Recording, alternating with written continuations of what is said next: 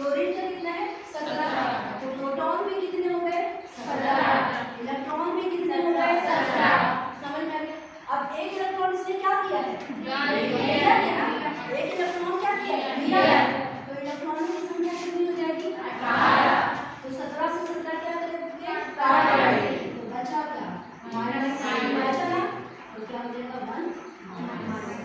समझ में आ गई बात। तो हम कब प्लस लगाएंगे कब माइनस लगाएंगे, तो ये समझ में आ गया कंसेप्ट, क्यों प्लस लगता है और क्यों माइनस लगता है। या तो तुम उसको इस तरह से भी याद कर सकते हो कि जब हम इलेक्ट्रॉन देते हैं तो प्लस और जब इलेक्ट्रॉन लेते हैं तो माइनस। समझ में आ गई बात, समझ में आ गई बात।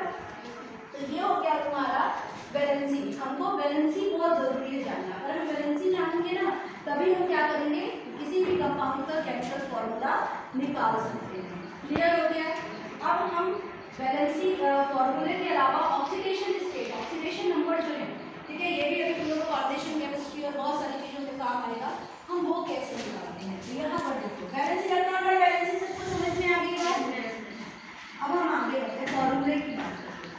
जैसे मैंने बताया था, मैंने कल पूछा था कि सोडियम क्लोराइड का फॉर्मूला क्या होता है, कल मैंने पूछा था तुम लोगों में किसी ने NaCl2 भी कहा था, ठीक है।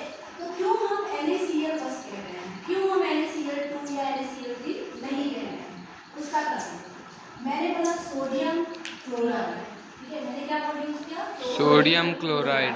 तो सोडियम के लिए अपन क्या लिखते हैं Na समझ आ गया। क्लोराइड मतलब क्लोरीन के लिए क्या लिखेंगे Cl सबको पता है। सोडियम की वैलेंसी अभी मैंने बताया कितनी होती है -1 +1, क्लोरीन की -1। समझ आ गया, ये क्या हो गया बचा क्या NaCl, तो ये हो गया NaCl। समझ में आ गया।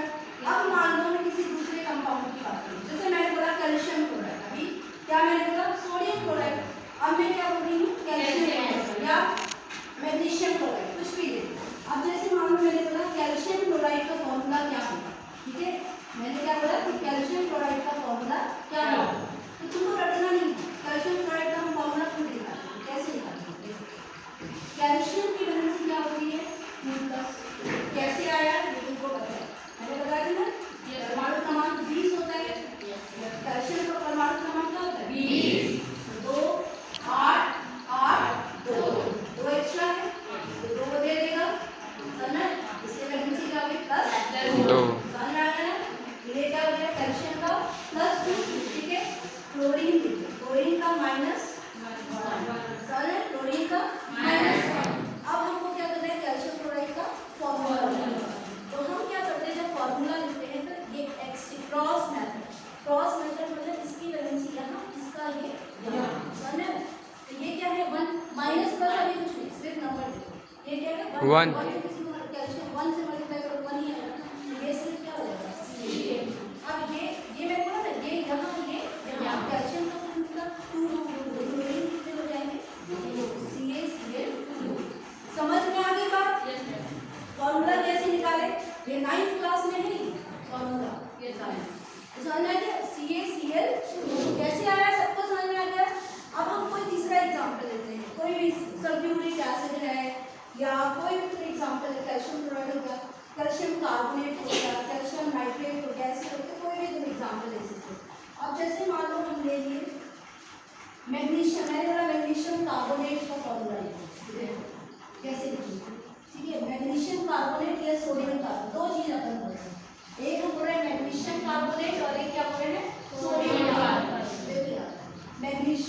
मैग्नीशियम की वैलेंसी होती है 2+, समझ में आ गई बात।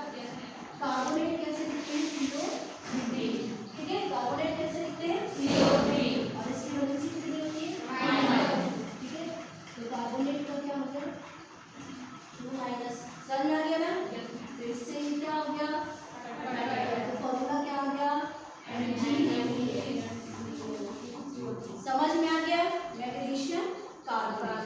अब हम बोल रहे हैं सोडियम कार्बोनेट, अब हम क्या बोल रहे हैं सोडियम कार्बोनेट। तो सोडियम कार्बोनेट की वैलेंसी या फॉर्मूला कैसे निकालेंगे, तो देखो सोडियम की वैलेंसी कितनी होती है +1 होता है ना, कार्बोनेट की अभी मैंने बताया